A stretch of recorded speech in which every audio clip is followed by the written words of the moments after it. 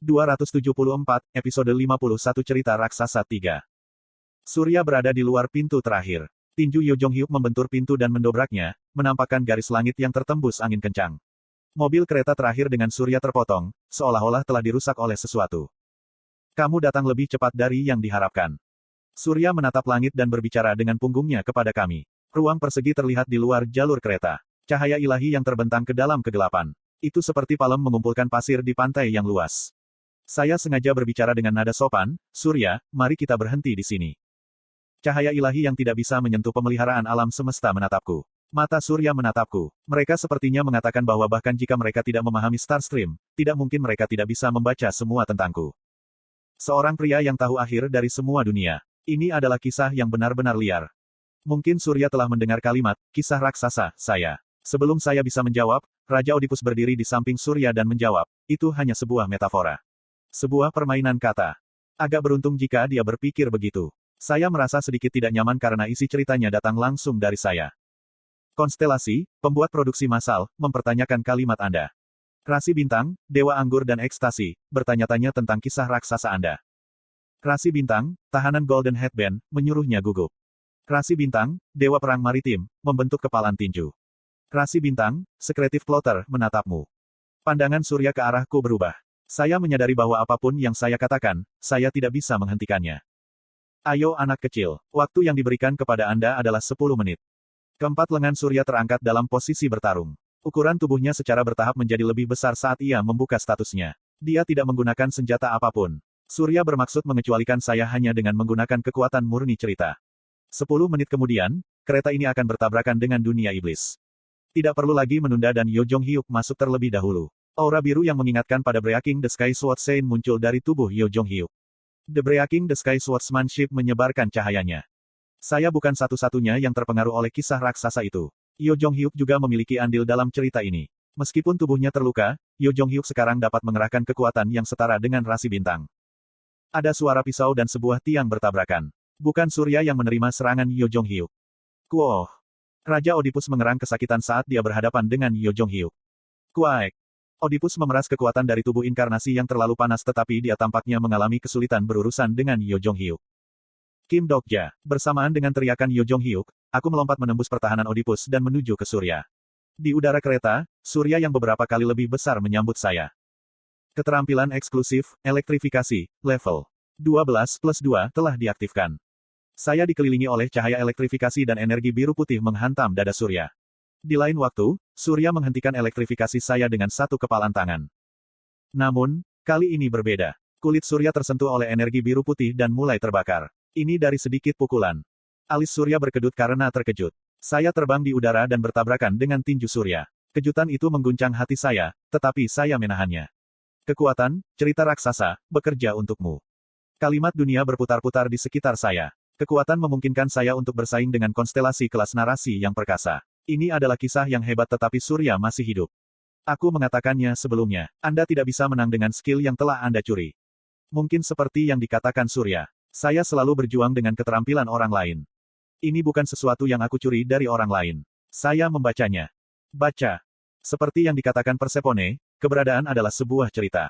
Kenangan kalimat yang telah dibaca selama bertahun-tahun. Segala sesuatu yang telah saya baca dan lihat sekarang menjadi saya. Keahlian eksklusif, dinding keempat, sangat diaktifkan. Di dinding keempat, kalimat-kalimat dari kisah raksasa muncul. Ini adalah kisah seorang pembaca. Saya berlari menuju Surya. Dalam jejak lari saya adalah berjam-jam yang saya habiskan sendirian membaca. Itu adalah kehidupan biasa. Saya duduk sendirian di ruangan gelap dan membaca Ways of Survival. Di bus setelah pekerjaan paruh waktu saya selesai, di tentara, di kelas, di kereta bawah tanah pulang kerja. Pada saat yang sama, ini adalah kisah Dokja. Saya hidup di dunia itu saja. Saya memasuki pikiran karakter yang tak terhitung jumlahnya dan menjadi makhluk yang berbeda berulang-ulang. Hanya cerita ini. Karena itu, saya adalah seorang yang tidak pernah mundur. Keterampilan eksklusif, Way of the Wind level 11+1 diaktifkan. Seorang yang kembali yang belum pernah kembali. Bookmark nomor 3 telah diaktifkan. Keahlian eksklusif, Beast King's Sensitivity level 10+1 telah diaktifkan. Mungkin saya adalah seorang reinkarnator. Wajah Surya sedikit berubah ketika dia dihadapkan dengan status saya. Setiap kali status kami berbenturan, aku bisa merasakan tubuh kami dihancurkan. Surya juga mengeluarkan semua kekuatan yang dia bisa. Ini terlalu banyak, sangat tidak memadai untuk mendapatkan kualifikasi akhir. Aku menggelengkan kepala, sepertinya kamu salah tentang sesuatu. Bukan hanya kisah raksasa yang bisa mencapai akhir. Petik 2. Mungkin Surya tidak akan mengerti. Saya hanya menerima pencerahan setelah belajar dari banyak kegagalan Yo Jong-hyuk. Wajah Surya mengeras dan dia memusatkan kekuatannya ke 4 tangannya. Mungkin ini akan menjadi serangan terakhir Surya. Saya tidak mundur dan berdiri di hadapannya menggunakan kekuatan elektrifikasi. Sinar matahari yang melelehkan segalanya ditembakkan ke arahku. Cahaya biru putih tidak bisa mengatasi suhu tinggi dan didorong sedikit demi sedikit. Saya baru saja mengambil 1 atau 2 langkah ke belakang ketika sebuah kisah yang kasar dan sendirian melilit saya dari belakang. Tidak perlu melihat cerita siapa itu. Percikan antara Surya dan aku menjadi lebih intens. Perlahan, dorongan itu berhenti. Rasi Bintang, Master of Steel, menatapmu. Rasi Bintang, Master of the Skywalk, menatapmu. Lee Hyun-sung dan Yo Sangah. Ada juga kisah Jung Hee-won. Sejarah semua orang yang berjuang untuk bertahan hidup terletak di dalam diriku.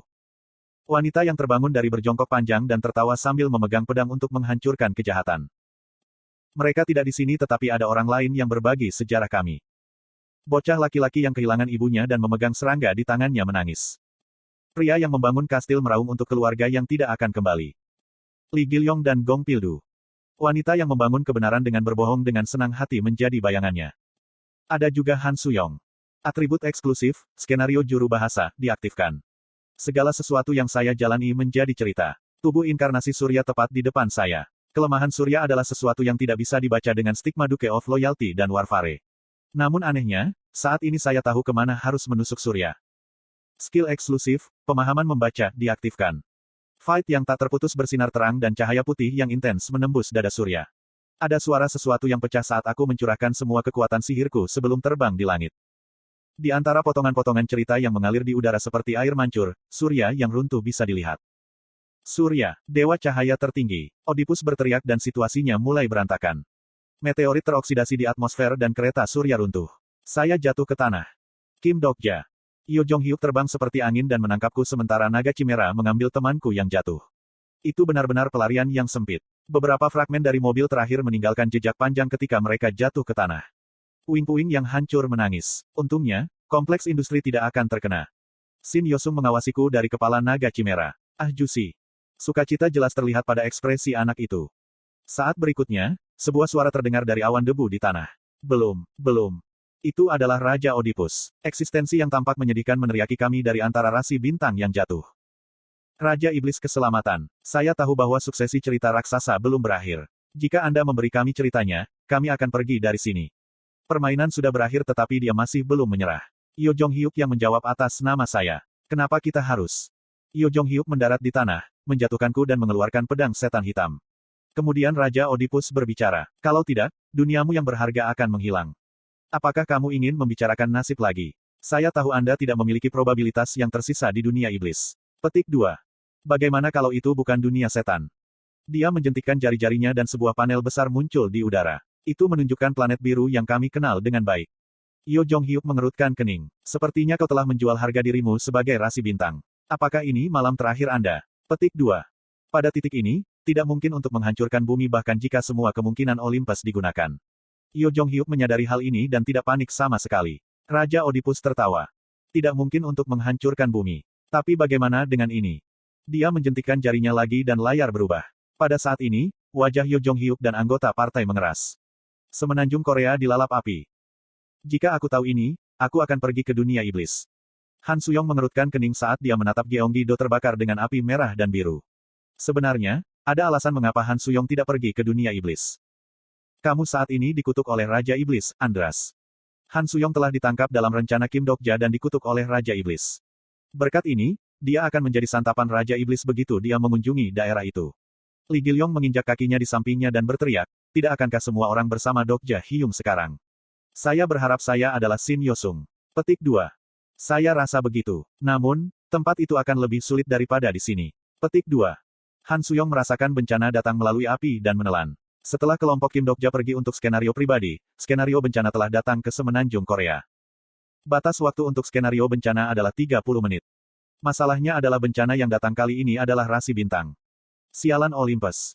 Dia tidak tahu apa jenis transaksi belakang yang mereka buat dengan Paradok Abyss Bureau, tetapi rasi bintang Olympus telah datang sebagai bencana dari skenario ini. Karena kesulitannya, Skenario akan berakhir setelah 30 menit. Dalam 30 menit ini, semenanjung Korea kemungkinan akan menghilang dari bumi. Apa yang akan kamu lakukan sekarang? Tanya Gong Pildu sambil meniupkan asap rokok. Alasan mengapa daerah Gyeonggi-do bertahan sejauh ini adalah berkat benteng bersenjata Gong Pildu. Han Suyong menjawab, tunggu sebentar saja. Ada jalan. Lawan adalah badan penjelmaan dari rasi bintang. Ada lebih dari 5. Bagaimana Anda akan menang? Kamu bukan Kim Dokja. Petik 2. Aura mereka menunjukkan bahwa mereka adalah rasi bintang kelas tinggi. Mungkin mereka adalah pahlawan kuno atau dewa-dewa Olympus yang lebih rendah. Hanya ada orang kecil di tanah kecil ini. Kepalanya sakit karena semua kebisingan. Han Suyong dengan cepat mengeluarkan batu hitam. Batu jurang. Itu adalah barang yang Kim Dokja minta untuk kumpulkan sebelum mereka berpisah. Berkat item ini, dia bisa mengirim anggota partai lain ke dunia iblis meskipun tidak ada kemungkinan. Dia telah menggunakan 3 sejauh ini dan ada 6 yang tersisa. Jumlahnya sedikit kurang tapi ini satu-satunya cara. Ini, aku tidak tahu akan menggunakannya untuk menangkap serangga. Saat serangga Li Gilyong melindungi benteng dan benteng Gong Pildu terus menembak, Han Suyong memulai upacara turun dengan menawarkan batu abis. Itu hanya untuk waktu yang singkat tetapi dia bisa memanggil keberadaan untuk menyeimbangkan skala bengkok ini. Percikan terbang dan abis seton mulai menghilang satu persatu sebagai persembahan. Itu adalah kehadiran yang menakutkan yang hanya bisa menggunakan sebagian dari kekuatan mereka melalui 6 abis seton. Langit Gyeonggi-do menjadi gelap dan dipenuhi dengan guntur. Sebuah bayangan besar muncul di belakang Han Suyong. Han Suyong menghela nafas ringan dan perlahan membuka matanya. Naga hitam. Anda dapat melakukan apapun yang Anda suka. Petik 2. Rasi bintang, Abyssal Black Flame Dragon, menyeringai dan memperlihatkan gigi putih. TL, Rainbow Turtle.